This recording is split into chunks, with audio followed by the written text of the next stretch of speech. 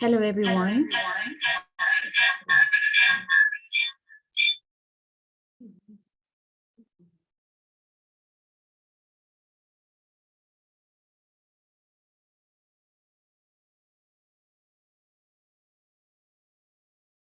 Expect to hear. Yeah. Hello, everyone. Welcome to the 2022 edition of the November to Remember series of talks. And thank you for making our time to attend today. My name is Adedayo. I'm a student of the University of Bolton, studying my master's in data analytics and technologies. And I, along with Bukola Adedayo, will be moderating today's event. Now, November to Remember is the baby of the School of Creative Technologies at the University of Bolton, and it is midwifed by Dr. Celestine Wendy. And this is our second edition. There was one last year. I would like to know, are there any attendees today who attended last year's events? Could you indicate by raising your hand? Just raise your hand.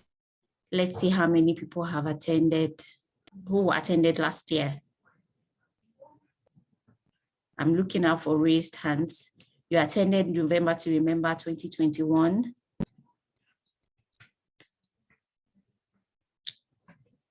Okay, I'm asking because I'd like to know if there are any, if you would like to share any learning points, anything that you've learned from last year that you've taken away with you.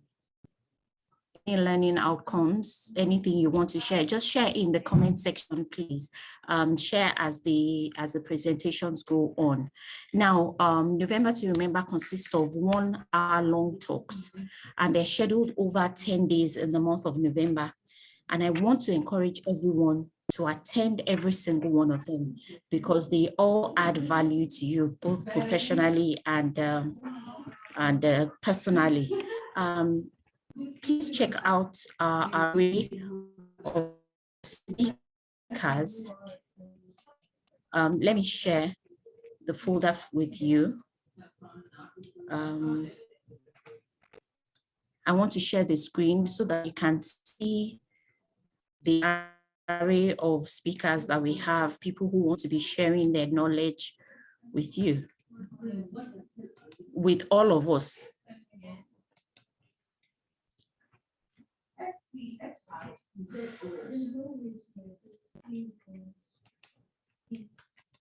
So as you can see, we have Chidinma Maduka, who will be sharing about winning CVs and employable skills. Would have people sharing about business, creativity and innovations, introduction to industry, machine learning,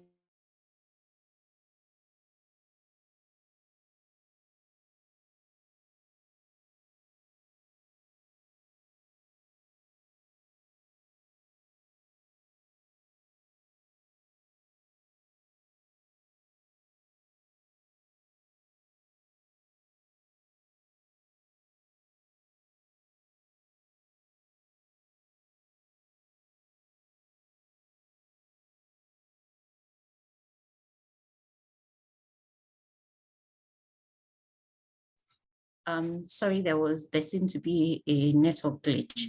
So like I was saying, just make up your mind that you'll be joining us every single day on the list. I assure you that every one of these talks would add value to you, both in your personal life and in your professional life, and you can thank me later.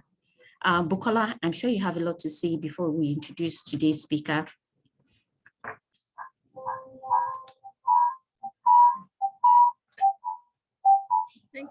Thank you for the fantastic introduction. Thank you for the fantastic introduction for that. So just like my co-moderator mentioned, I am Bukola Adedayo, and today is a special day because it's the first day of series of talks, and it will definitely run throughout the month, 10 days to be specific.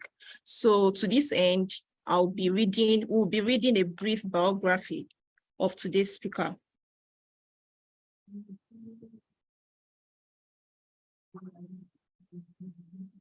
So today's speaker is Chidinma Maduka.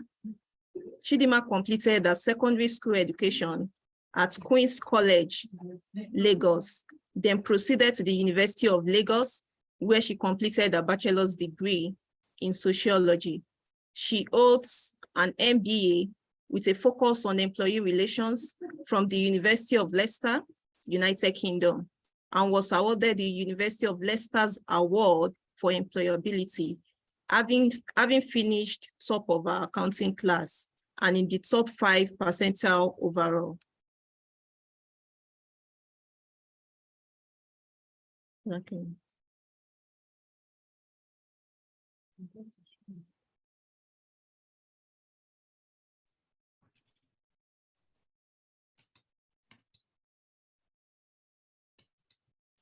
Chidinma has over 20 years of experience in human resources and client relationship in the oil and gas, financial services, education, and sales sectors. She has developed core capacity in human resources processes and competency management processes in organization development, as well as creating a strategic partnership between human resources and management. She's currently the head of human resources and corporate services at Falcon Corporation Limited, a wholly indigenous mainstream oil and gas value player.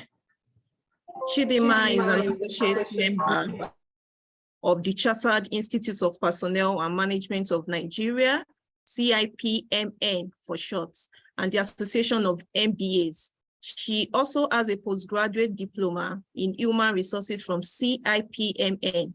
She's an alumni of the prestigious Lagos Business School's Senior Management Program, CMP for short, and has participated as a panelist of the LBS International Sustainability Conference and LBS webinar.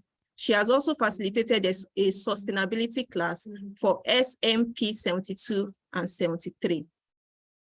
In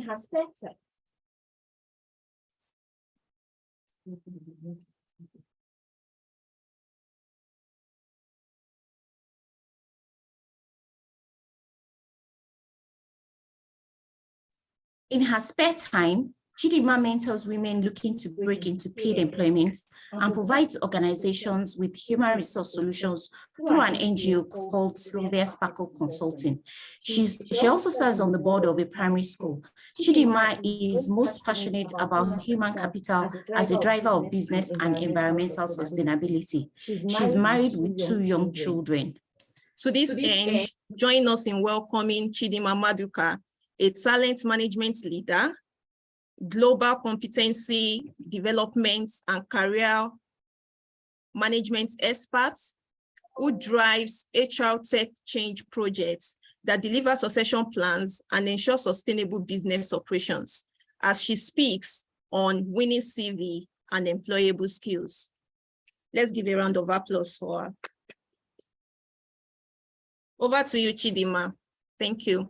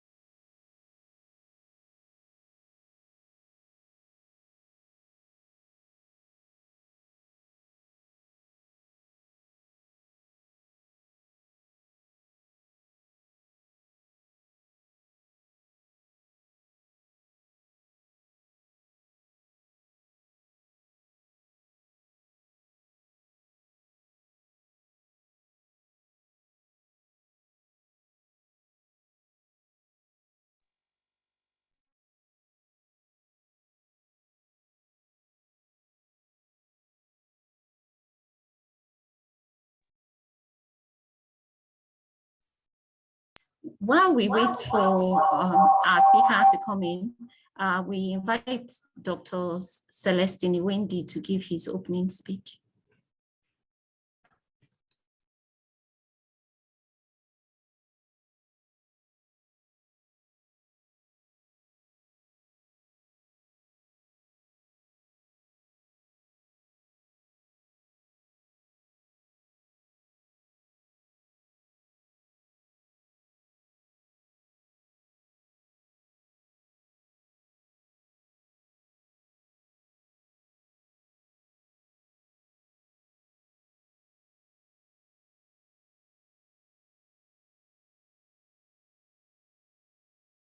Dr. Wendy, we can't hear you, sir. Can you hear me now? Yes. Okay. Can you hear me now? Yes, we can. Yes. Okay, okay. Oh, I've been talking since, losing some energy. All right. So, like we said, Chidinma will soon join us. She has been in a meeting, and then trying to, normally this program, we host it in the evenings, to allow most of these executives, but we couldn't do that this year because we noticed that the lectures were being fixed in the daytime instead of in the night. So she will soon join us now. I think she's trying to enter into this. But as we are waiting, I want Bukola to show the other program for the remaining days. Show the other program for the remaining days of the month while we're waiting for her. You can show that PDF and explain some things about that. Okay.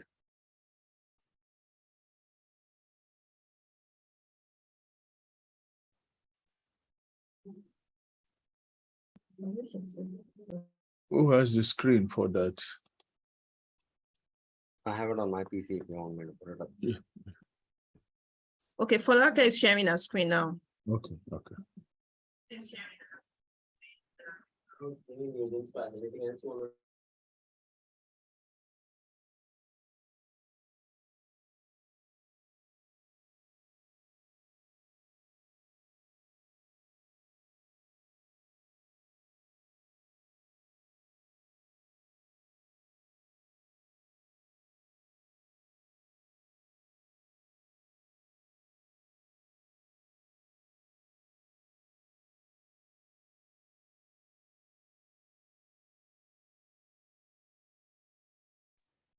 You can see the programs that we have.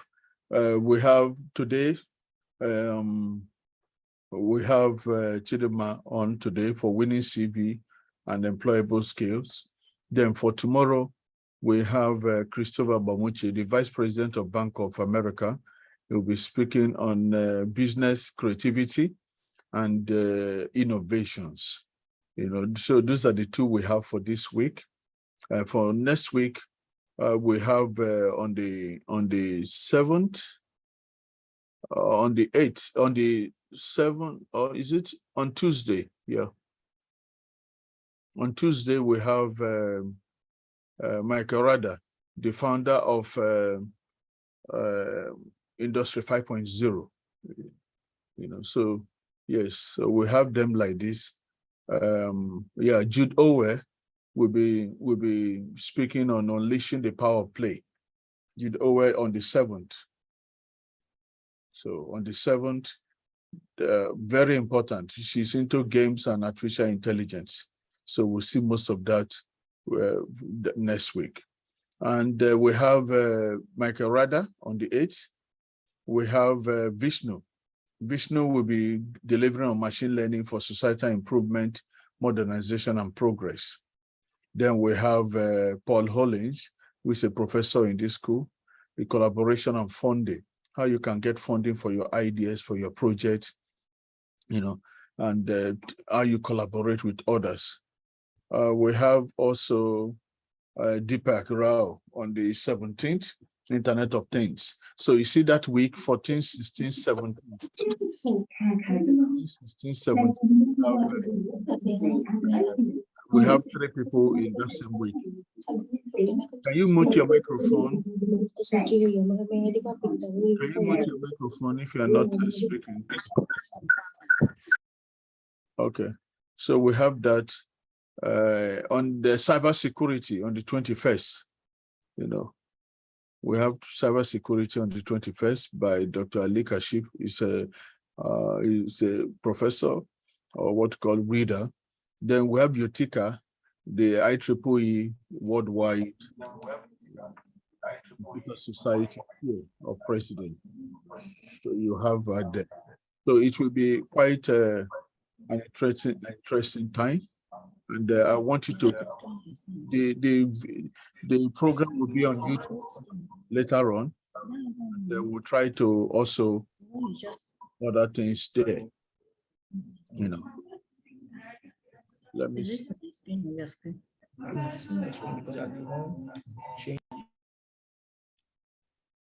Okay. I don't know if he has finally joined.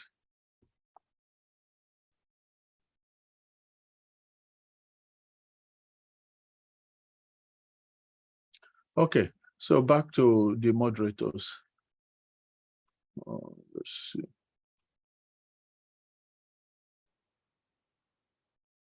Okay, thank you, Mr. Wendy, Dr. Wendy. We expect our speaker to speak now.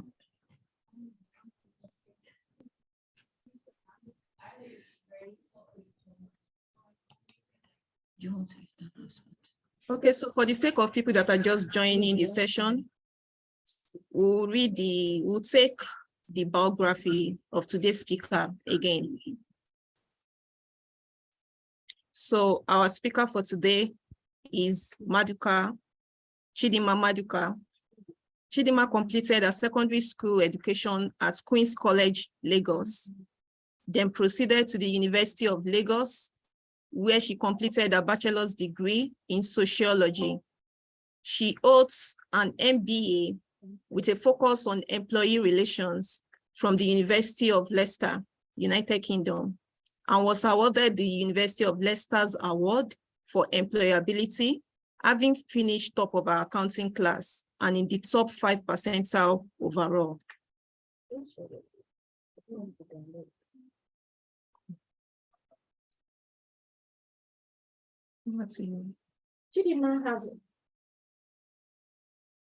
Chidinma has over 20 years of experience in human resources and client relationships in the oil and gas sector, the financial services, education, and sales sectors. She has developed core capacity in human resource processes and competency management processes in organizational development, as well as creating a strategic partnership between human resources and management. She's currently the head of human resources and corporate services at Falcon Corporation Limited, a wholly indigenous midstream oil and gas value player. Chidinma is an associate member of the Chartered Institute of Personnel and Management of Nigeria, ACIPM for short, and the Association of MBAs. She also has a postgraduate diploma in human resources from CIPMN. She is an alumni of the prestigious Lagos Business School's Senior Management Program, CMP for short, and has participated as a panelist of the LBS International Sustainability Conference and LBS webinar. She has also facilitated a sustainability class for SMP 72 and 73. In her spare time, Chidinma mentors women looking to break into paid employment and provides organizations with human resource solutions through an NGO called Sylvia Sparkle Consulting. She also serves on the board of a primary school.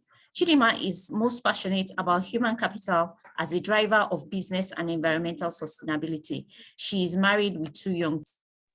To this end, join us in welcoming Chidinma Maduka, a talent management leader, global competency development and career management expert who drives HR tech change projects that delivers succession plans and ensures sustainable business operations, as she speaks on winning CV and employable skills. Please, let's give Chidinma a round of applause. Over to you, please, Chidinma. Thank you.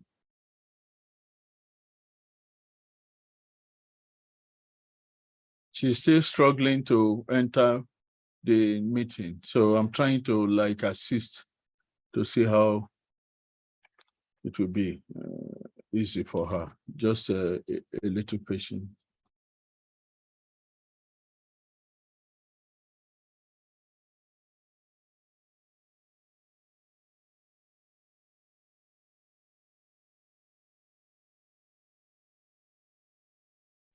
While we wait, I asked a question earlier. I asked if there's anyone who attended the 2021 November to Remember talks, and if there's anything you would like to share, any learning points you'd like to share with us, kindly share in the comment section, please.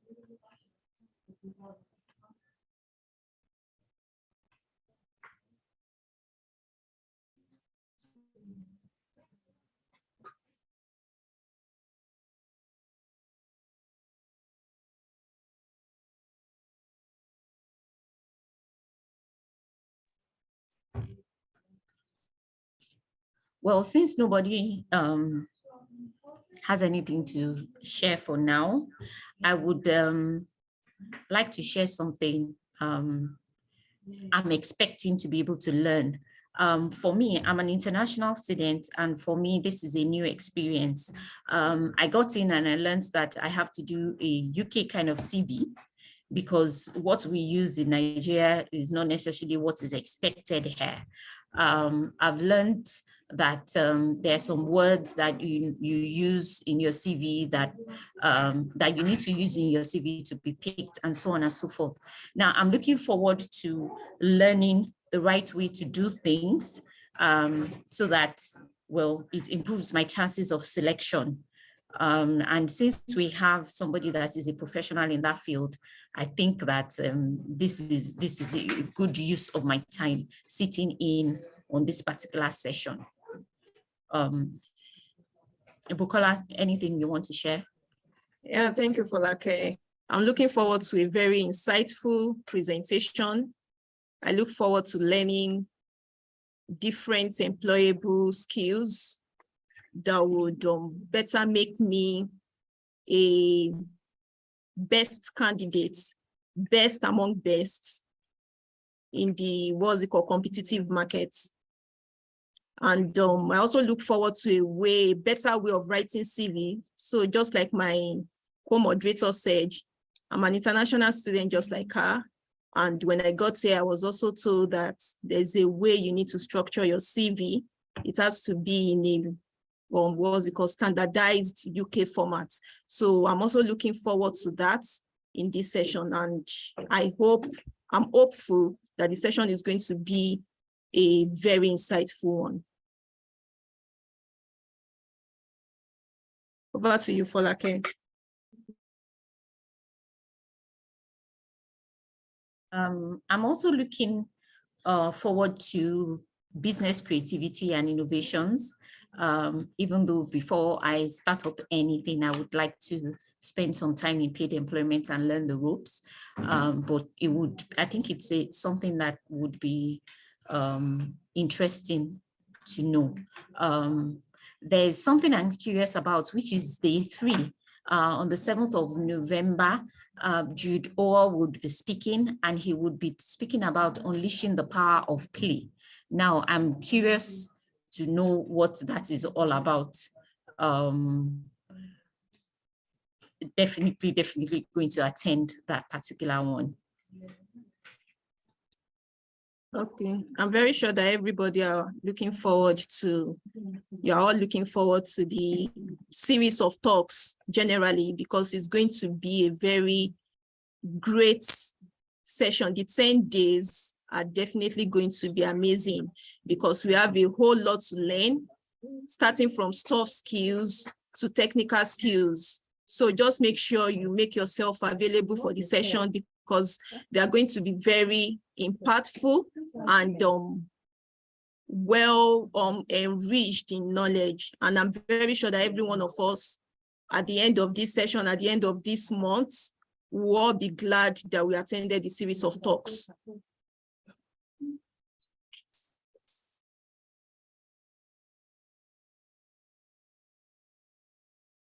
My background is in research, and I thought I knew it all because I've had some experience working in the space, but I think that I'm picking up new things that I wasn't aware of before. So I'm also looking forward to the November 30th when Dr. Iwendi will be speaking about research excellence. I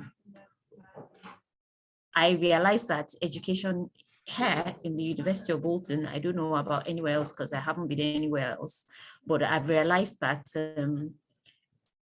everything seems to be research-based.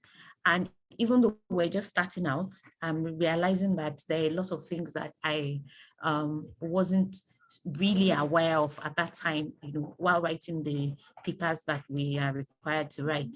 So I'm definitely looking forward to that one too. I can't wait. Okay, so for the purpose of people just joining, today is the first day of November to Remember series of talks, a very special day, being the first day of the second edition. The first edition held last year. And just to reiterate, the topic for today is winning CV and employable skills. We are currently waiting for the speaker to join us. She will soon join us. And the speaker's name is Chidinma Maduka. We can all see details, job titles as displayed on the screen. She's a talent management leader, a global competency development and career management expert. Okay. Join us as we welcome Chidinma Maduka. Okay. Hello, everyone. He said, she said. Can you hear me? Yes, we can hear you. Hi. Yes, we can hear you. I'm really sorry for the delay. I apologize to everyone. And thank you for the wonderful introduction. Can I progress? Yeah, we're trying to see your face. Okay, really? good, Right. good. Now we can see you. Hi. Yes. Hello, everyone. Okay.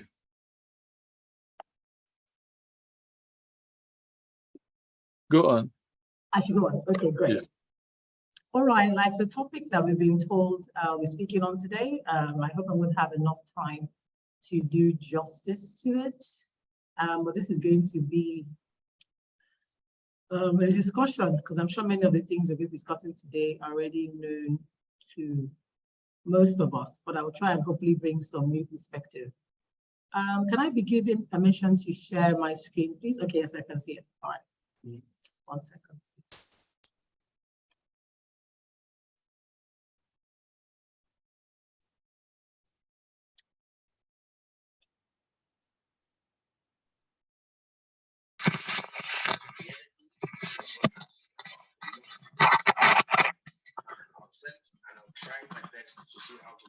All right, so can we see my screen, please? Yes. All right, good. Thank you. All right, so we're talking today about winning CVs and employable skills. Just to give some context on my professional qualifications to be able to speak on this topic. I have over 20 years experience in human resources. I've worked in various industries, spanning from sales and marketing, investment banking, and oil and gas, where I am currently. My position now is the head of human resources and corporate services. And recruitment is one of the great remits I have on my job, which means I'm responsible for making sure we get the right set of skills into our organization. And then I also mentor and coach people in my NGO, which is called Sparkle Consulting, and where I coach and mentor people that are trying to get into paid employment. All right. So at the end of the session, what are we going to get to come away with? We're going to come out with hopefully the importance of writing and having very clear curriculum vitae, resume. People use the words interchangeably. And then you're going to be able to identify your skills, personal qualities that are going to be helpful for you when you're going into the job market. And then, of course, how do you make yourself attractive to an employee through your CV? Those are the main areas we're going to have in this section of the discussion, okay? So what is a CV really?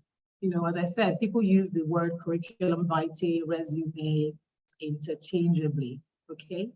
But think about it as a CV being like your business card. It is what goes before you to tell someone about your skills and competencies and why you're possibly the right candidate for a job opening. Okay, so your CV is supposed to be something that will be able to separate you from others in the fact that it's going to be clear, legible, easy to read. It's going to draw attention to your relevant skills and experience and also your potential. Sometimes it's not in things that you've done, but in your capacity to do, okay? And then of course, this creates a very good first impression in the hand of whoever it is that is reading it. All right, so some things just to remember is that everybody has potential, everybody has capacity. Every job though is not for everyone, and that's fine too. But just know that your CV is something that you should be proud of, okay? And of course, writing a good skill CV is a skill that anybody can actually learn. Please, you're going to excuse me. I'm just coming out of a very terrible flu. So I'm going to be coughing, and then I have water and tea. You can see me reaching for it. So I apologize in advance. Now, there are lots of templates you've seen on the internet. Your school probably has it that gives you services on how you can write a good CV. And those are useful tools that you should use. I never encourage people to just start from scratch, like get a blank piece of paper and then start trying to figure out how they're going to write their CV. You know, there's no point trying to reinvent the wheel. There's so many templates on how to write a good CV. So first of all, please use one of those as a starting off point. And after you've done that, you've used the templates, please make sure that you proofread your CV. Apart from writing down the things that are clearly, chronologically, you know, putting together all your skills and experience, because that is very good. Your CV, as I said, is like your business card, but it's also a story that you're telling about yourself and your experience. And what will be so unfortunate is for you to have everything so beautifully laid out and then it is littered with spelling errors. Some people don't spend enough time actually proofreading their CV, and that's one of the most important things that you need to do. All right, good spelling it cannot be overemphasized. Even if English is not your first language, if you are sending off a CV in English, it's going to be very important that you've had somebody, even professionally, proofread to make sure that you don't have any errors in the document. When you've done your CV, the first draft, excuse me, the first draft of your CV should just be where you're completing the template as you have it and putting in all your skills and experience, putting in the relevant dates and all of that make the CV. That's draft one. The next draft that you're going to have after that is one that you've given a third party to look at to make sure that you have a proper flow. You know, when you're doing any kind of writing, as you in university must be used to, once you've immersed yourself in a piece of writing, it's very difficult for you to see the blind spots within what it is that you're writing. So please give somebody else to take a look at it to make sure that you have a real coherent flow of your experience. If you finish school in a certain year and didn't work again for 2 to 3 years, I mean, there's nothing there if you took a gap. There's nothing wrong with taking a gap or being out of work. But I find that there are years of experience that you're not properly capturing. So have somebody, when they're reviewing the draft, look at it to make sure that you don't have lots of unexplained silences. That's what I call it, within your CV. And if you were, for instance, you know, out of work for some time, there's some other things that you'll have done in that time that will be relevant to an employer. For instance, did you volunteer anywhere? Did you help in maybe your church, your social activities? What were you doing? Did you learn a skill? These are all things that actually help to show that you have dimension as an employee, and depending on the level you're applying for, those things can be very helpful. Okay, and then of course, make sure that you also check a third time if you can. You've done the first draft, you're giving somebody else to look at. The first thing they're looking for, as I mentioned before, is making sure that they're identifying unexplained silences within your CV so that you know how to then either populate your CV with that information or to note it down if it comes out in an interview, so you have a ready answer. And then the third one is to check for spelling, make sure that the flow is good, and make sure that you've kept your CV within a manageable size, and which by rule of thumb is 2 pages. Please don't let your CV be more than 2 pages unless you're like a professor who has written so many journals and you also apply for an academic position. That's somewhat different. But if you're just applying for a regular job, please try and make your CV fit within 2 pages. Fix the most relevant, important things within 2 pages. Anything more than 2 pages, and then you're probably going to lose the reader, and they might lose important parts of your information out. Then you have some standard things, please don't put your CV in colored ink. I know, well, if you're applying for a creative position, I guess that might be useful to show some personality, but as a rule, try and keep your CV as professional as possible. So use a standard font in black ink, something that is easy to read. I know we have different sorts of cursive sort of fonts that will not be advisable to use in a CV. That will not be a winning CV because it means that some information might be lost in your communication, and you don't want that. Be very consistent in your layout. You'll be surprised how significant that can be. You have recruiters who are seeing sometimes upwards of 50 to 60 CVs for sometimes one position. Starting off your CV in one font, changing it to another font, having one side where you put in another box with a different font is very hard to read. And people who don't like going through that sort of challenge when it comes to reading your CV. So please be consistent in your layout and in the fonts that you use. And when you're listing your skills and achievement, if you can, please make it as evidence-based as you possibly can have it. If you achieve something, then tie it to some sort of definitive results. So I increased sales in a year. You increase sales by how much numerically? What year was it? If you increased, by a certain percentage, do state it. Try not to make your CV full of fluff, things that don't have any evidence behind it, especially if you're one who doesn't have a lot of experience, work experience, because it then makes the recruiter think that you've over-embellished your CV, and then they might begin to discount the experience that you've stated in the CV. I've already mentioned the length of pages. Shouldn't be more than 2 pages as a rule. And then when you're describing your achievements, try and use things, positive, verbs are highly encouraged. It just shows that you're somebody who is more, active, agile in the process, organized, delivered, accomplished. Try not to say things like assisted in. If you need assist, it's not a bad thing. But remember, this CV is about you. So you're trying to showcase the things that you have done that you are proud of. That's why it's your CV.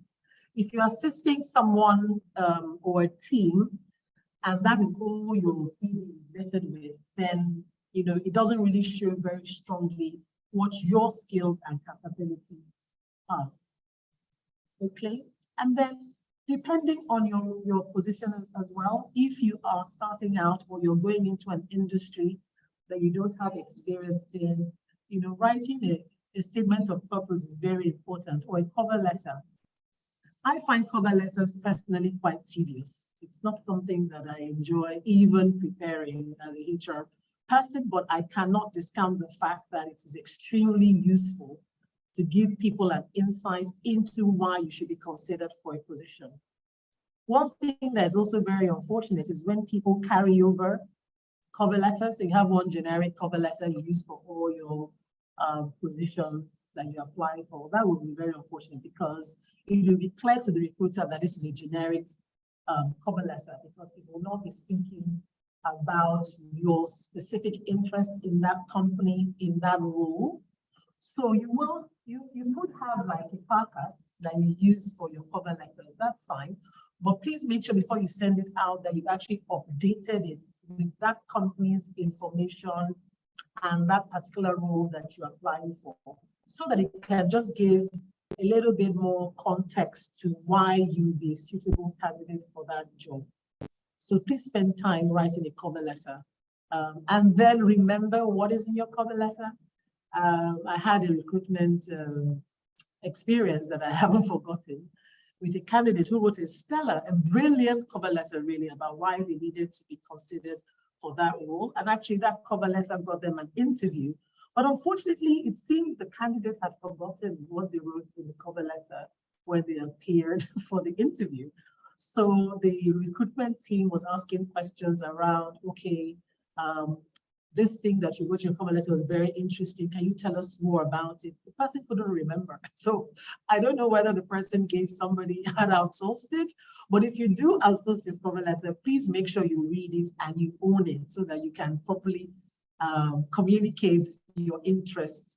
You know, that was very unfortunate because the person couldn't even figure out what it was we were speaking about as we continue to remind them. So your cover letter can be a very useful tool, but also if you don't know what is in your cover letter, that would be unfortunate. All right, and then of course, be honest and be honest in your CVs. Be honest. Please don't, I mean, there's embellishment and there's just downright lying, which would be a very unfortunate character trait in any employee. So if you know you didn't lead a team, please don't say you led a team. If you know you didn't recover XYZ billions or whatever amount in your CV, don't put it there because you have no idea who is going to interview you. What if the person has information or requires some more depth of information and then in the interview you come across as fumbling? That would not be a good thing for you. So of course, be honest, but be positive. As I said, of course, proofread.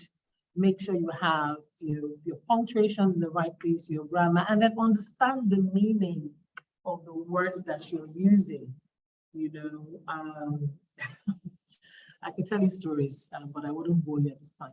But please make sure that when you're using you're using words in your CV that you understand what it means that you're putting in there. Especially if English is not your first language, or the word just sounded nice and big and fancy, and then obviously it meant something else totally different, and you didn't know what that was, and then you put it in your CV, okay? And then of course, as I said, get someone to check it for you. If you can at least have 2 or 3 people that you trust, check it for you and allow them to read it through, make sure it's clear and they understand it. You should not proofread your own CV, as I mentioned already. Any piece of writing that you're personally vested in, you don't see the blind spots, and that could be a challenge. Okay. As I mentioned, I just want to reiterate, don't leave gaps in your employment. Really don't. Even if you didn't have like what is termed a regular job, there's something you were doing. Even if you were staying at home with your family, with your wife, with your children, for instance, if you were taking some time off, that is considered a job. It's actually work. And I interviewed a lady, and she told me she had been in domestic engineering. That's what she said. Actually, it was on her CV. She said domestic engineering. I was so fascinated. I was like, what is domestic engineering? I mean, I'm in oil and gas. I've never heard of a domestic engineer before. So when she came for the interview, I said, oh, so for the past 3 years, you've been in domestic engineering, and can you tell me all about that? And this woman proceeded with a very straight face to tell me about how she had been at home with her 3 kids and all the things that she did, and the school runs, the scheduling, she homeschooled them. And I was like, wow, that was like, and I like the words that she used to describe it, because if you're just written there, or housewife or out of work or whatever, she'll have downplayed what actually showed her that she was such a great multitasker and was able to work under pressure and deliver on tight assignments, which was what the job actually entailed. So she did get that job, but imagine if she just left out the fact that, I've not been working. So don't leave out gaps in your employment. Find a way to extract the value that you gave in that time, if you look at it closely, everybody has value that they extracted whilst they were not in regular paid employment to do that. Don't simply just list out all your duties, under work experience, like, don't take your JD and then put it in your CV. I see lots of people do that as well, and that is not a good trait. You can't take out if you were a front desk officer or an administrative officer, for instance, the person recruiting possibly most probably already knows what that job entails. So for you to then write out every single duty that an administrative officer is supposed to do and then put it as your job in your CV, that is not a good look. What you need to do is write your job title clearly, as you see in all your templates. The reason why I'm not showing you a template is because I know that most of us have seen templates of CVs before. I'm just trying to give you the key things that you must keep in mind when it is that you're writing your CV, okay? So when you list your job title, where you are working, then try and think of the key achievements for you personally. What were your key achievements as this administrative officer in this company? And think of some of the things that you did that you're proud of, and then list that under the things that you did. Don't list out all the job requirements for any particular one point into any job. People will know what that, unless it's a very highly specialized sort of role that you feel people might not know what that is. Then you might put a summary of what the job duties were. But one thing you must not miss out when you're writing your CV is that you must try and bring out what your key achievements were in any job. That already prepares the person reading the CV on how they're going to interview you, because their interviews are probably going to be around those. So already preparing making the job already easier for the person, and then it makes your CV interesting, so that the person also wants to know, okay, this looks like it's interesting. I can see how this person could fit into our organization. Oh, I find that very interesting. How was the person able to achieve that? And that is what you're trying to elicit when you have your CV in front of anyone. You want your CV to be interesting enough to quirk the interest and the person wants to meet with you. This is, of course, ascertaining that your profile aligns with the expectation of the job. But sometimes people just call you in for interviews because your CV looked interesting, and then they refer you for jobs in other companies or in other areas of their business. So please take your time and make sure that you have those things there. Now, there's no one way, as I've said already, to write a CV. There's no best CV templates. I can't give you that gold standard templates of what it is that you should have. But if you keep all these things in mind in how you should list it out clearly, chronologically, please make sure that your CV is one that someone can follow. That somebody can follow. That is, they know when you went to school, they know when you did your courses, they can follow your first job up until the most present one. I know some people have a style where they start off their CV with their education and end with their most recent employment. I wouldn't encourage that. The reason why I wouldn't encourage it is because, as I said, like, you want to make sure that the person who reviews your CV, is able to make a very quick assessment on whether your profile is interesting enough to move to the next stage. When you do clutter it, sometimes it's cluttered where you start off with your education first. The person has to then try and scroll all the way down to the end to find out whether you're suitable enough. You can't afford to leave those sort of minutes in the hands of the recruiters. You want it to be clear straight away. Okay, this person, okay, I can see her profile. I see what she can do. I see where she's working now. I think this will work. So that's the style that I find is better, as opposed to leaving it the other way around.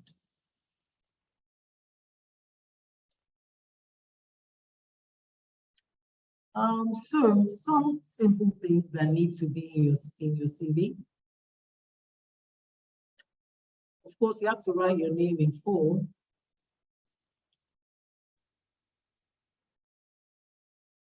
That goes without saying.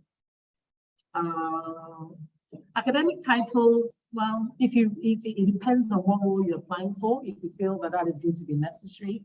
But the way you have your name, your titles, like how we write it on LinkedIn, and I'm hoping all of us are on LinkedIn. I mean, if you're looking for a job, that is the place for you to be. Please don't put the same titles in your CV unless you feel it's absolutely necessary. I find that it's not necessary at all, because your qualifications will already be in your CV. Your education is there. You then write, unless you have a PhD, of course, that's something you want to put up very clearly. But if it's anything else, you can just leave your education in the section of your CV where that's supposed to be contained. Of course, please make sure you have, please can you give me 1 second, please?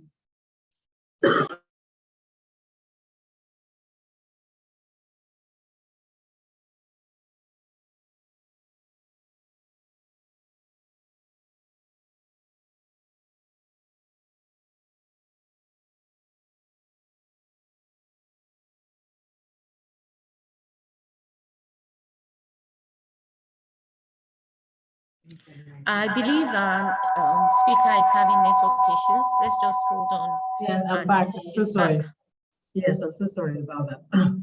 So I said you should also have your phone number and email, but actually, please don't put your address in your email as in the CV, like I mentioned. Just said phone number and email. Ensure that they can contact you, but for your own data protection and for your privacy, because you actually don't know where your CV is going to get to. Having your home address for unless it's a post office box or something like that, you really want to be careful about putting your address on a document that you don't have any idea where it's going to reach. So make sure you have a way that you can be reached. Email is safe enough, and so is your phone number. You can put your location, your general location, like this is where I reside, to show areas where you might be interested in getting a role consideration, but not your address, please.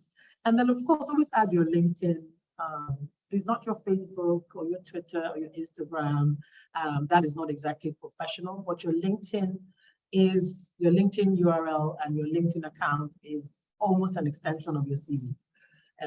Nowadays, it should be an extension of your CV. So please always include that as well, because your LinkedIn profile might give your recruiter potential new insights into you, the things that you've done, which is why you should be curating your LinkedIn profile very carefully. There's a whole fine science around your LinkedIn. So please, that is not the place to treat as a social media, if you know what I mean. You want to really be careful about the things that you're putting in there, because if you think about the fact that it's an extension of your CV, then you know the kind of content that should be there.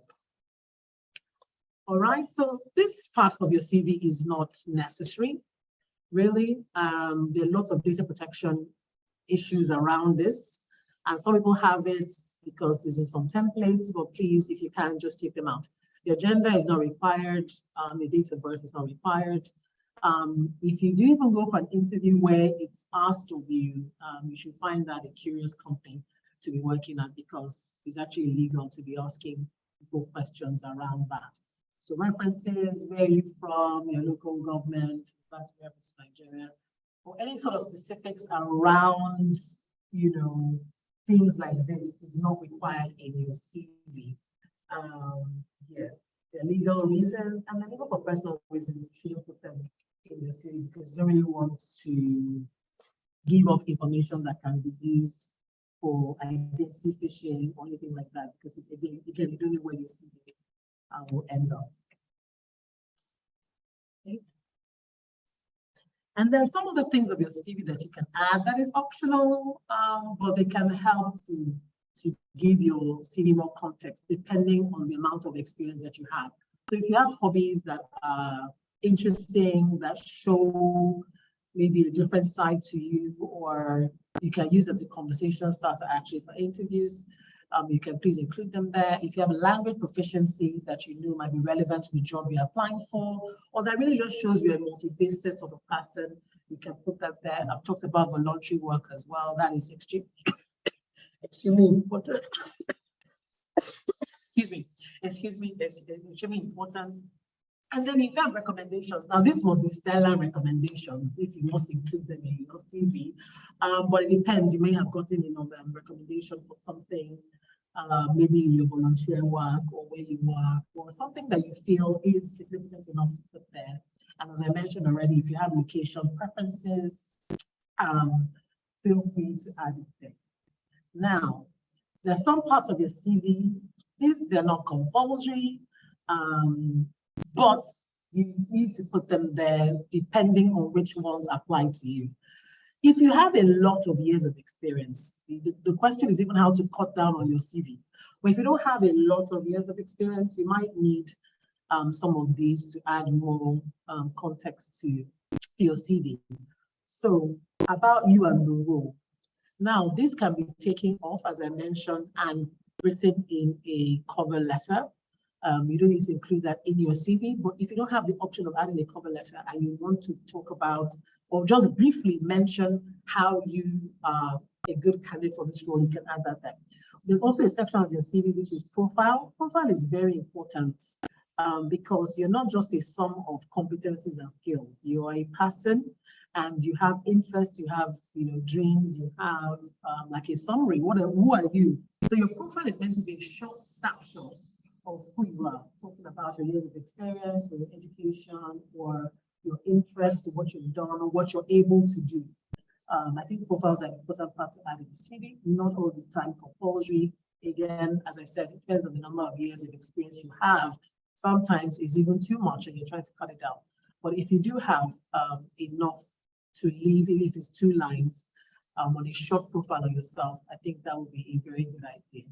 Then, of course, key competencies and skills. People have a section in their CV that they write key competencies and skills.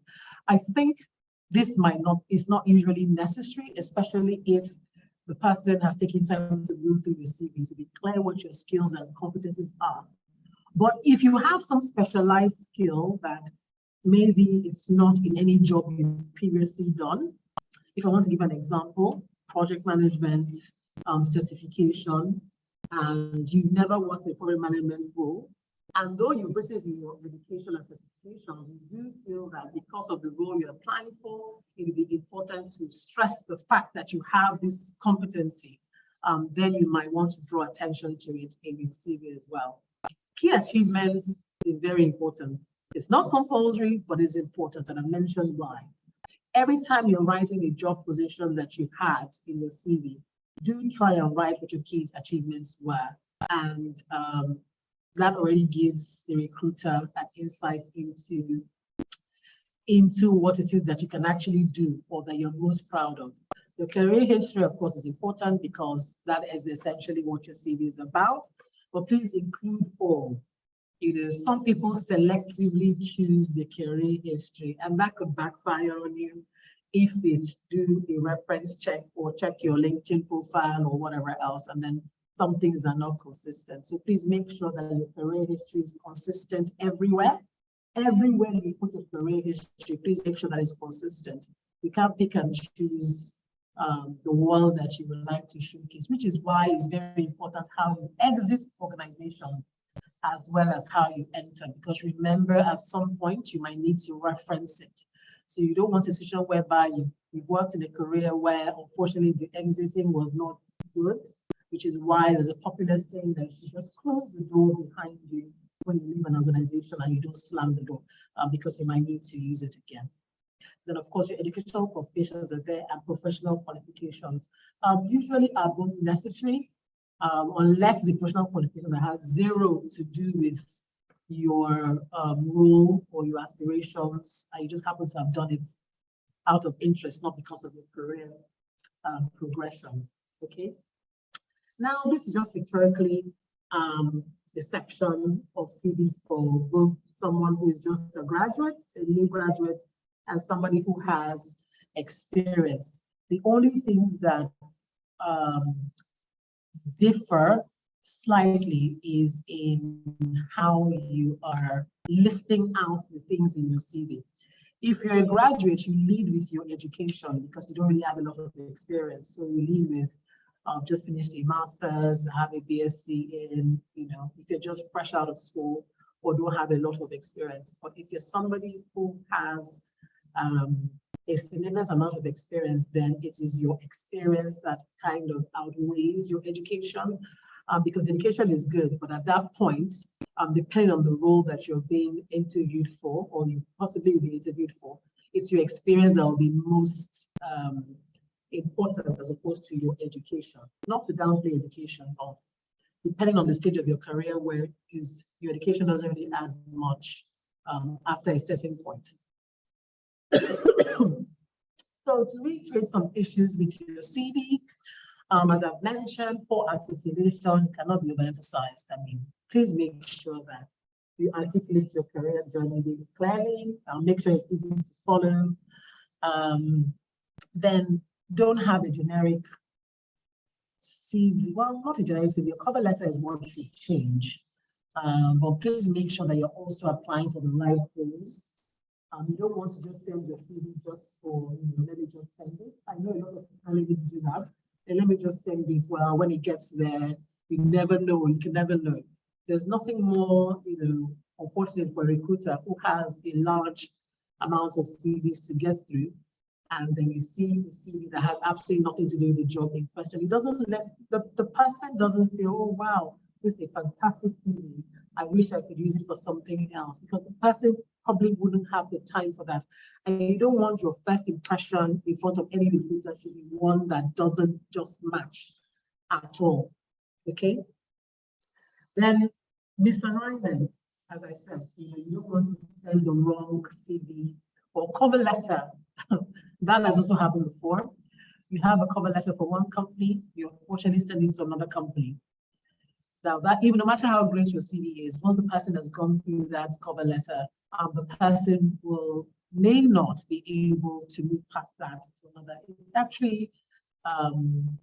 actually not something that is very respectful of the time of whoever it is that has to receive that. So please take your time. Don't do those bulk, applications. So do try to take your time and make sure you're submitting the right thing at the right time. Okay, and then be able to plan out your career strategy such that when you send in your CV, it tells a very clear story about who you are and why you are an interesting enough candidate. Hardly ever is it that, well, sometimes it happens, but not usually, that you see a CV and on fine, this CV is perfect CV for the role. That happens, but those are outlier situations. So there is going to be a process where you're going to need to be called in for an interview or an assessment. And when that happens, you want to make sure that you've given a good enough CV that allows such an experience to occur.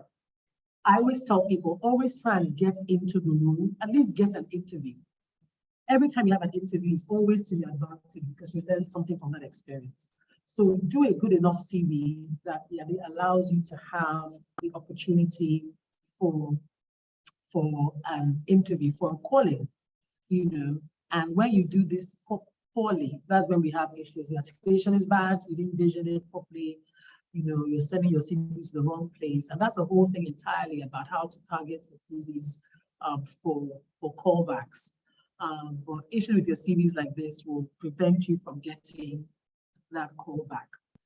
Now, very quickly, we'll talk about employable skills because I want to make sure that we have time for questions.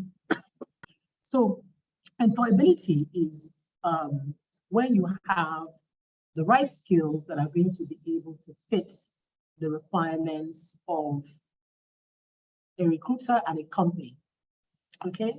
And then it helps you to do very well in interviews as well, where you have these skills.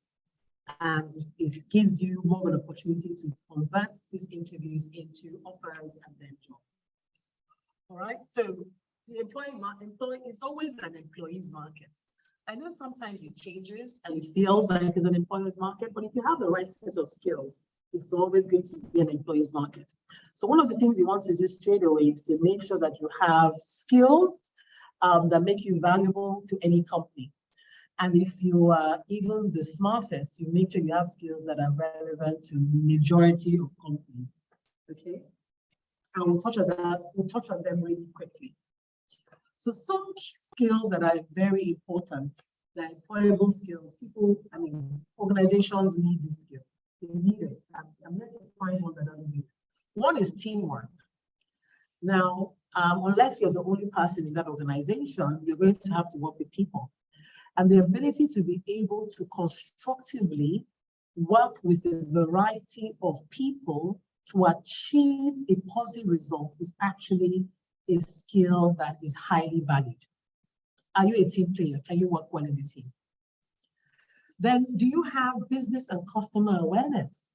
Like, do you know what it is that this particular company does, irrespective of your role, irrespective of the position that you're applying for? Do you know what the company does?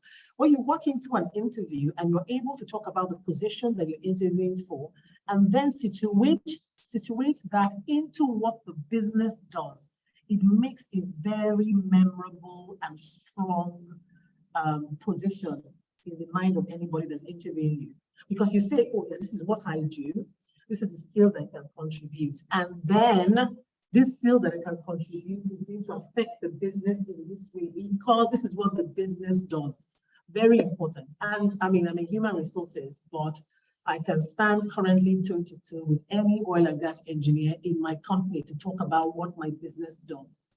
I'll be yet to see the person that can discuss about our business in a way that I cannot understand or I cannot match. And that is not a requirement for my role as a human resources person, but it gives me a depth of understanding to be able to do my job properly. So business and customer awareness is just such an important thing for everybody to have. It helps you to add significant value to any organization, irrespective of the job that you're applying for. Then, of course, problem solving and creativity. Being able to look at problems and bring a different perspective. Now, it doesn't, when you say problem solving, it doesn't mean that you're the one that will solve the problem, but it means that you have enough of an understanding to be able to give a different perspective. You will have enough of an interest to bring a different perspective. And then the creativity is in the solution, is in the thinking, is in the rigor. You don't just say, okay, well, this is how they've been doing it, this is what they told me to do, and this is what I'm going to do. So when you have that sort of mindset, it's a very, very important and attractive skill for any company. Even if you don't have it before you join the company, if you're even able to demonstrate it in the interview, it will really help you along that role. So it's something that people need to take a look at. And I mean, all of you in academia, so this should be easy for you. Like, why is this being done?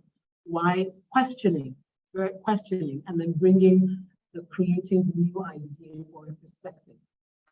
Then communication and literacy. I mean, I've stressed it from the beginning of this talk until now. Communication is just so important. Being able to effectively communicate your point in a way that the next person can understand it is just so important. And it's actually something that is dying. You know, depending on the age that you're in and the generation that you are in, you know, some people send me messages, Gen Zs, and I need it in second dictionary just to figure out what it is they're trying to say. I mean, they use slang in professional writing, they use abbreviations that are not in the dictionary, like they just kind of forming their own language as they go. So imagine when somebody is now sending you a report and halfway through, you just saw WYD inside. I'm like, what are we talking about? Like, you know, it's so tedious. So please, like, I understand that we want to have expression, you know, but let's be able to compartmentalize it. In an organization is an organization, in a job is a job. Some of those things don't translate very well. So please learn very good communication and literacy skills. Keep your slangs and whatever for your friends in your social circle. And when you're in an organization, please just try and keep it, you know, because that thing is really very interesting. Okay, so it's a very important skill to have when you're someone that can communicate clearly and you can write well. People like to have you on their teams. People like to have you around, and of course, it makes your job prospects a lot better. Of course, application of numeracy. Now, not everybody likes numbers, I hear, especially in my field. They're not a numbers person. You must have some, ability to be able to deal with numbers, because numbers are, numbers are life. Like, is there anything that doesn't have, some numerical background? Even if you're doing something qualitative, you have to analyze that data. And when you analyze it in words, it's great, but it has a better or an easier translation when people can also see things in numbers. So the ability to have that, the application of numeracy, and it's just have an understanding. I didn't ask you to be a math professor, but at least you should be able to do it enough, effectively enough in an organization. And I think that would really help you when you are in any job, depending on what the job is. But I still find that it's a very important skill that people should have, or even the interest in it, so that when you see things, you're able to deal with information very quickly. Of course, IT skills, very important. Technology is the future. I didn't get the demographics of the people on this call, but I'm sure this is a moot point at this point if you don't have IT skills and you don't have a quick adaptability to technology, because it's the future. It's already here. So if you're anti-tech, then you're going to have this. You're going to struggle when you're trying to get jobs or to get into, or to even be effective when you're already in a job. Of course, have a positive attitude. Everybody likes a pleasant person, no matter how brilliant you are. It's a lot easier for everyone when you're pleasant to be around and your attitude is positive, as opposed to someone who's just a sour, not a very nice person. Because at the end of the day, people are people. And if you have to spend several hours working together, even remotely, it is always nice to have someone who's friendly, who's nice, who has a positive attitude. That is a very, very, very useful skill to have. And then have an entrepreneurial mindset. Have an entrepreneurial mindset about how you see things and how you approach issues. It really helps in organizations when you have that, when you're able to think in the mind of the business. I know sometimes it's easier for us to wallow in how we feel the company is treating us for time. But when you have an entrepreneurship mindset, you begin to see how you can add value to the business as a business owner, like a co-owner in that organization. And just having that sort of thinking, it actually helps you to be more creative. It helps you to solve more problems. It allows you to be more value adding, because you're seeing things from the pain area of the business, and it helps you to bring useful solutions into any organization. All right, so how do you apply this employability skills? Some of them are easy that you can pick up from self-study and from interaction with people. But of course, look for new challenges, a different audience. You sometimes change your perspective. Like when I mentioned about how you should have good communication skills, maybe speak to different kinds of people. So you realize that what it is that you're saying or what you're writing has to be able to be understood across different sort of audiences, when you're in an organization, so that's very people, working with different people, volunteer, join groups so that you know what it is to deal with people with different perspectives, a different sort of mindset. You can do that. That really helps you. And then when you have school career events, attend those. Listen out to people, interact with people, reanalyze your skills all the time, and begin to weigh up all these things that I have. How useful are they for today's market? How useful are they if I'm trying to go into this kind of sector?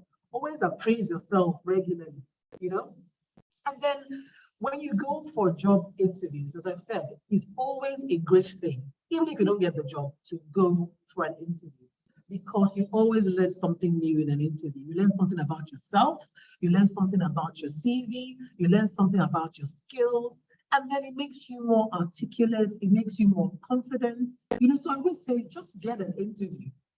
Obviously, at the end, you want to get a job, but get the interviews is never a bad thing to go for. And then keep a record of how many you've been for. how many jobs have you applied for? And when you're trying to get into the job market, make sure you have a very targeted, focused sort of plan. Some people just kind of, flounder around how they're going to get a job, and then they just go everywhere.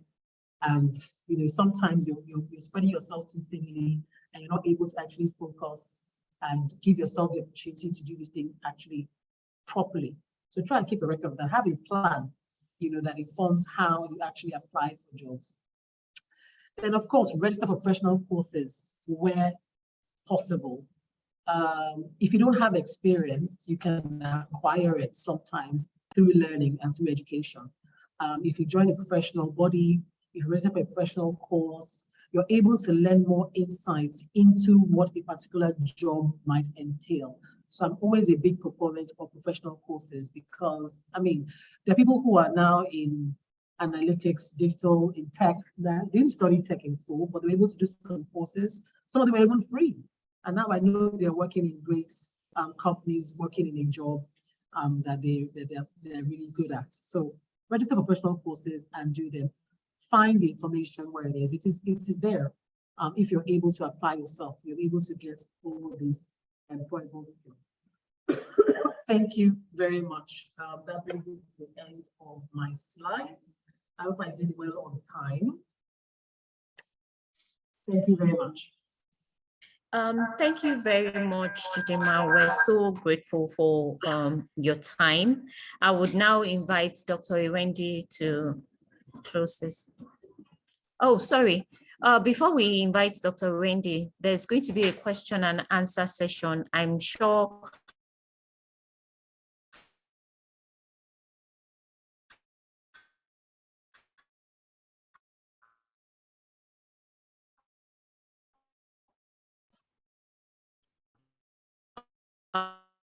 Okay, we can't hear you.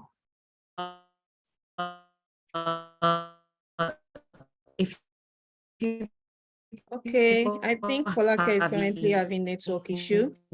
So thank you so much, Chidinma, for the insightful presentation. It's well detailed and rich in content. Thank you. I've really learned a lot, and I'm very sure that we've all learned a lot from how to format our CVs. And you said something that really struck me as a person, that we need to remember that the first impression an employer will have of us is when they see our CV, how detailed, how standardized and formatted it is. So we should therefore see our CV as a marketing brochure through which we are trying to sell ourselves. So at this point, if you have any question or comments, please raise your hand and you'll be called upon.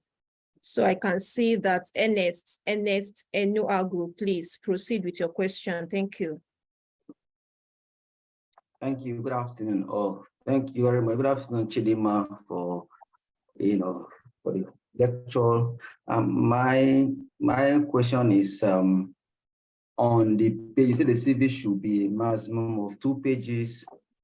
For someone that has a work experience of, like I said, 13 years, and perhaps want to change a job or want to advance to change a company, as the case may be, how will you form, and your the CV formally, your work experience and everything put together is taken up to like 4 or 5 pages. How will you format it to make it 2 pages? Thank you. Thank you. Should I respond now or wait for all the other questions? Or can I respond?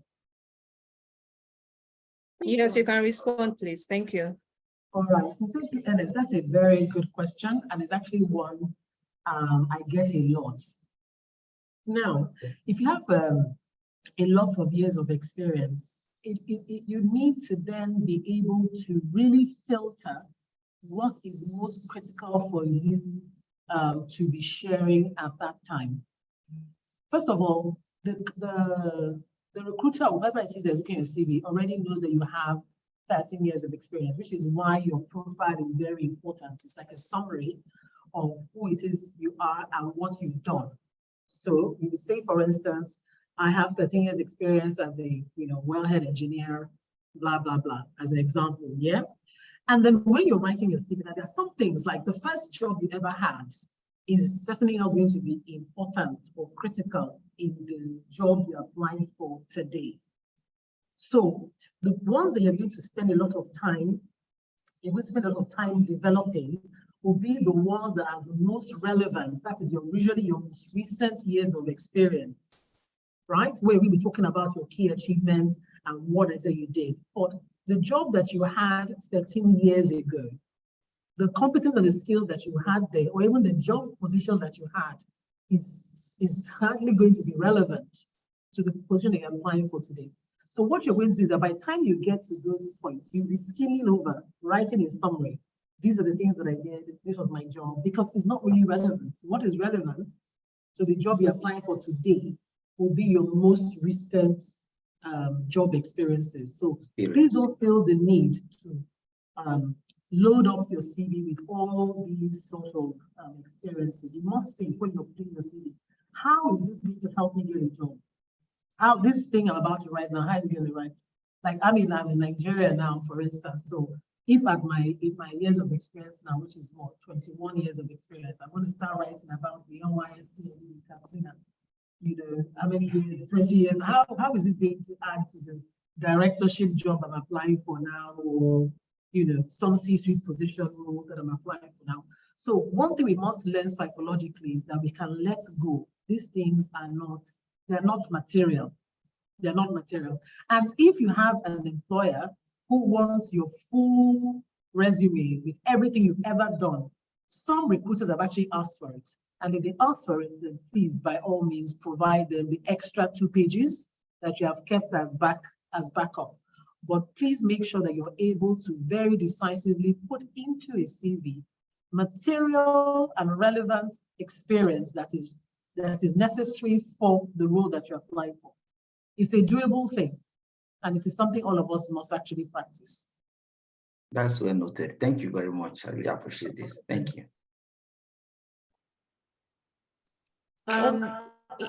People can also type their questions if they can't speak. Ijoma, you're next. Okay, hi everyone. Good afternoon. Good afternoon, Chidinma. My name is Ijoma. So I currently am a student of data analytics in University of Bolton. And okay, my question is this. So I have 5 years work experience in the banking sector, and what I did in the banking sector has nothing to do with the course I'm enrolled in now. And I mean, after my school, of course, I'm hoping to get a job in line with data analytics. So if I'm going to structure my CV, I basically do not have any experience in data analytics, but I do have work experience. Do you think it would be necessary to still include the work experience I have that is not relevant to maybe future jobs, or am I going to be, I mean, I'm just asking, like, how do I structure my CV after this? Thank you. Thank you.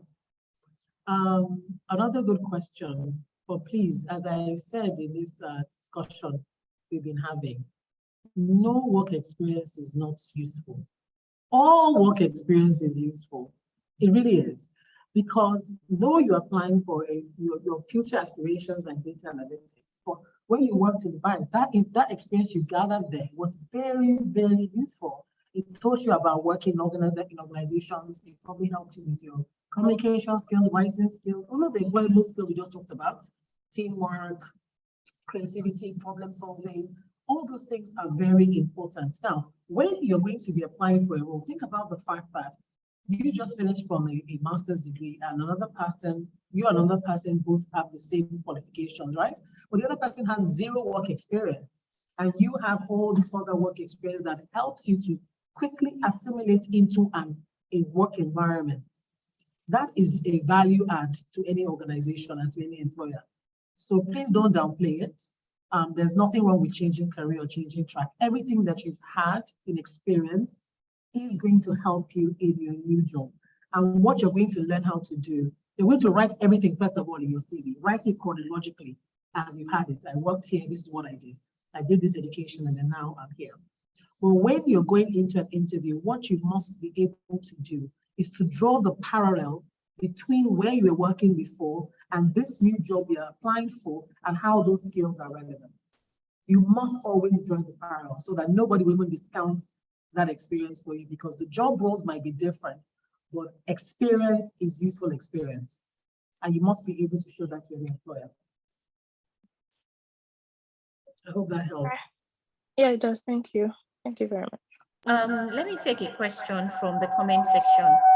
Someone said, as a fresh graduate from who jumped from BSc into MSc, how will the CV look like, as experience is only 6 months industrial attachment? Or must I always attach a cover letter with my CV while applying?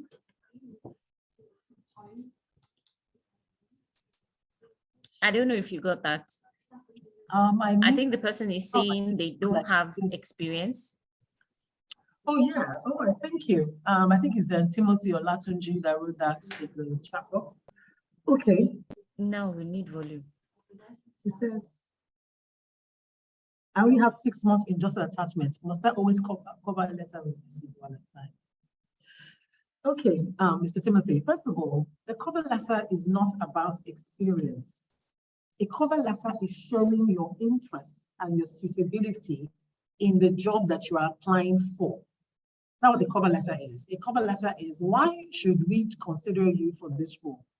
So if you have just 6 months of industrial attachment experience, in fact, you more than anyone else needs a cover letter, because if they look at your CV alone, you might be discounted.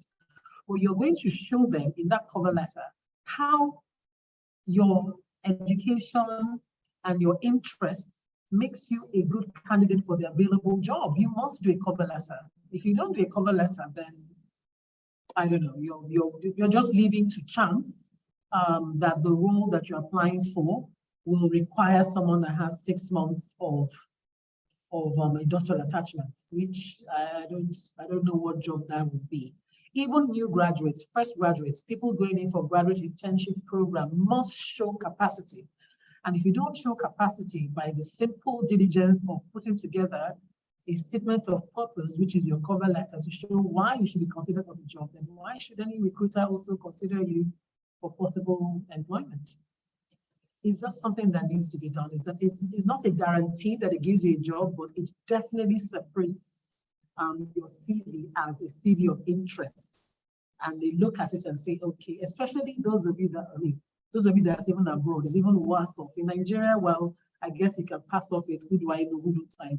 But if you're abroad, you really should ensure that you put together a cover letter and write it and make it clear enough and detailed enough that you are a candidate of interest, meaning that what you have, skills, capacity, competence, is relevant to that organization's growth and the job in question that you're applying for, that you should be considered for it.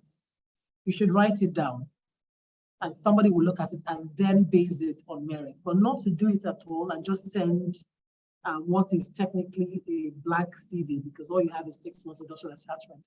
Will be doing yourself a great disservice and you'll be missing a very important opportunity that you have there. So please write me. We have Philip Eze and Chima Wadike. Can you two of you ask your questions so that Chidinma can take them at once? Philip Eze. Okay, good afternoon, Chidinma.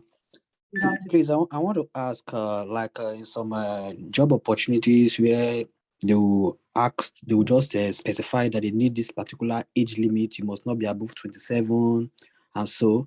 So, and now you've told us not to add a date of birth to our CV. How would the employer actually know our age? I don't know if you understand. So that, how would the employer actually know our age concerning to that advert that I say must not be over 27 years or this age limit? Thank you. Okay, so if the job you're applying for has specified an age, then it will be best that you include your date of birth. Though, as I mentioned before, that is not actually an ethical thing to do for any organization. It's not an ethical thing to do, to request for somebody's date of birth or age in relevance to a job opening. Like, but I know in some countries, mine included, they put this out there, but it's a very unethical thing for you to do. But if the job advertisement you're responding to has asked for, which is why, please, when you're in the process of job hunting, please do not get tired of exercising due diligence, which is why you shouldn't send generic cover letters and even a generic CV. Look at the job you're applying for, then go back and look at your CV and make sure that the things that are requested for in this job, that you are highlighting it clearly in your CV. Don't let it be lost inside, if you need to update your profile so that once they open your CV, your profile is speaking to what it is that the job requires, then do that. If there's some skills that are required that you have, that is, you've hidden it somewhere, make it visible. And if they've asked for a date of birth, and you know that you're going to apply for that job, then include it in the CV. That is what is important when you're applying, so that your application, your cover letter, it is in line with the expectation. Don't do one generic CV and then hold on to it and say that is all you're going to do, that's all you have. Feel free to update and align that CV to the job specification for any particular job that you're applying for. It's extremely important. But on the issue of ethics, that's not what this conversation is about.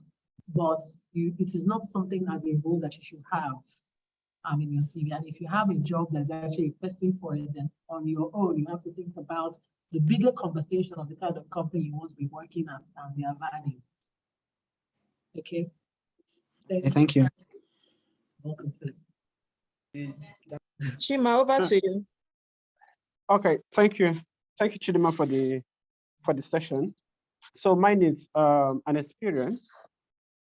So I've tried to get a CV review, and I've signed up on some of the online CV review tools. So they offer free CV reviews, but if you want an advanced review, you get to pay. So one thing I noticed was they kind of on the free one, I think they try to review you low so that you would be interested in getting an advanced review, which you of course pay for. But that's by the way. But this is my question. One thing struck me from the review. I have about 5-6 years experience as a software developer, but I've not really supervised anybody officially. Maybe unofficially, I mentor people, but officially on the record, I've not supervised anybody. I've always worked as a team member. So one of the reviews from this online tool said that for a 6 years experience without any leadership or supervisory role does not say good of me on the CV. Like, it doesn't put me out there. It doesn't put me at an advantage.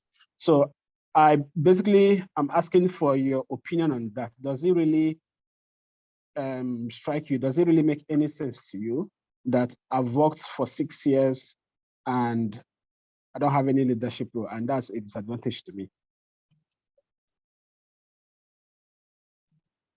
Okay, thank you, Chima. Well, that's a curious feedback. If they were doing a CV review, or if they were like a coach or a mentor, now that might be a different thing entirely. Maybe they are trying to align your career aspirations with you.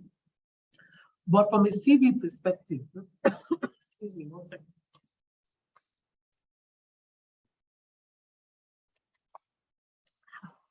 From a CV perspective, the fact that you not had a leadership position on your job, because it cannot be a leadership, it cannot be a non-leadership position in the whole of your life. It doesn't take away from your CV. I don't even think it's required, because first of all, you're in a specialized area. You're not like a general admin staff or something like that. You're in a specialized area. So it's not depending, especially if you've been like in the projectized organizations, whether you've been in like, larger organizations, your team might be really large. So you might not have had the opportunity in 6 years to be in a leadership position, but you have moved around different teams. So the experience that you have gathered as well is really relevant. So, but if on your personal journey, you feel that you should have been at a certain level and you wanted to, get more of a leadership position, I can understand that from a coaching perspective, but I don't think it takes away anything from your job. One, if you've been in the same organization, it shows that you've been stable. It shows that you're dependable and clearly you're hardworking. If you're still in the same organization after 6 years, if it's several organizations, then you've learned different things in different organizations. If it's several different teams, then you've learned different things about different teams. So you've gathered a lot of depth of experience. I find that feedback very odd. I'm not really sure why they said that. I don't have all the context. But if you're planning yourself professionally and you're thinking about, okay, what is your next? I can understand that you might want to aspire to getting a leadership position. But in terms of whether that takes it away from your CV, I don't think so. I would be more inclined to recruit somebody who has 6 years of consistent experience versus somebody who was in one organization, a year later moved to another organization and got a supervisory position, another year moved and was just hopping around and has been in 4 or 5 companies in 6 years, as opposed to somebody who's been in 1 position or 2 positions for 6 years. So I don't agree with that feedback. I think you should take that in context. And for someone who's worked for 6 years and not had a leadership position, it's not a bad thing at all. You really need to look at it in totality so that you can make an informed decision. That would be my feedback. All right, thank you. You're welcome. Okay. The moderators, do we have them there? There's one last question. Well, there are 2 questions. One person asked for a CV template, and another person asked about tweaking to adapt to UK experience if they only have international experience.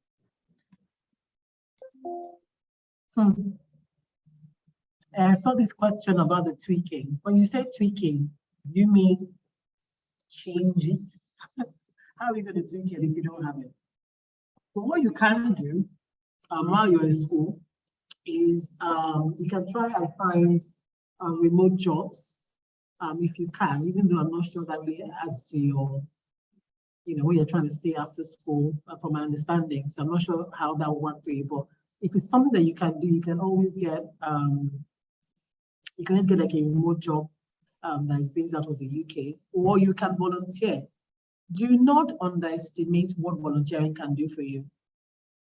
Don't underestimate it. Like, it's, if you have the opportunity to be able to volunteer, and that means sometimes without pay, if you can afford to, find a good organization, write a compelling application and request to volunteer. If they will give you just 2 months or 3 months of their time, it will be extremely advantageous to you. And that will give you some experience. And then if you can't have that, then you can do remote work. If you can't do remote work, then you just have to apply for any old job and get the job. Now, don't think about, especially if I said, when you're trying to get a job, you must have a plan. If you're trying to get just working experience, and it doesn't matter the kind of work, then you can make sure you just find a job and then sign up for the job and then do it, right? Then you get UK experience. But if it's not any kind of job you're looking for, then volunteer. If you can afford it, volunteer, write a compelling covenant.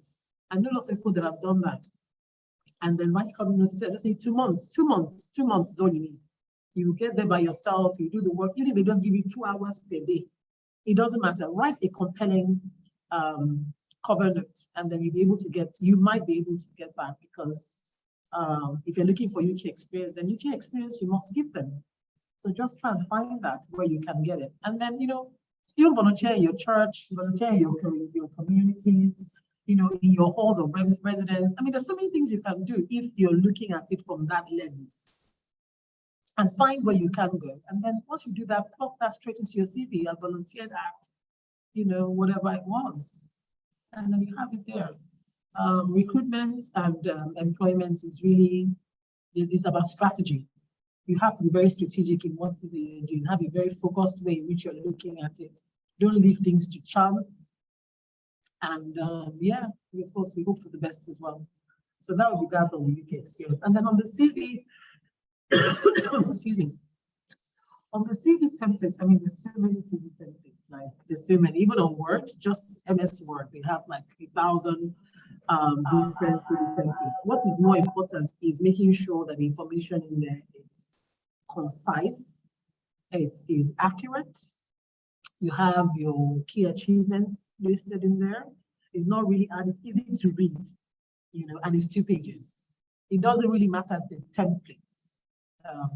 There's so many templates that doesn't really matter the templates. What just matters, make sure your CV is going to tell the story and it's clear from your education all the way into your most recent piece of employment, and it is in a flow that is easy to read. You have a profile, you have your details in there so that you can be reached. That's really what is important. So I don't really recommend a specific kind of templates. As I said from the beginning, I don't really recommend because that's not really what's important, you know, but don't do the most with your CVs. I've had a CV where I've seen somebody with their picture. I forgot to mention that they don't have your picture as well in your CV. Don't put your picture in your CV.